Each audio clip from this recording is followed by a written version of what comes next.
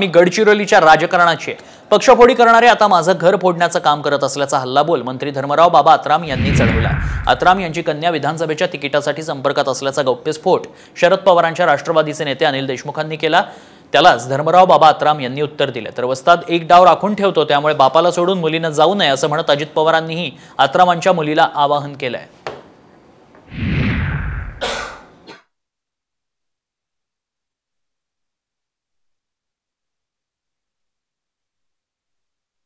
फोडी करून माझ्या स्वतःच्या मुलीला माझ्या विरोधामध्ये उभा करायचा धंदा या राष्ट्रवादी काँग्रेस हे लोक प्रयत्न करत आहेत। त्यांच्यावर कदापि तुम्ही सगळ्यांनी विश्वास ठेवायचा नाही। ठीक आहे, पक्ष फोडीचा कार्यक्रम तुमचा झाला आणि घर फोडायचा सक्का मुलीला तुम्ही बाजूला घेऊन आमच्या बापाच्या विरोधामध्ये जेही पोरगी आपला बापाचा होऊ शकला नाही ते तुमचा कसा होणार आहे ह्याचा तुम्हाला विचार करावा लागेल।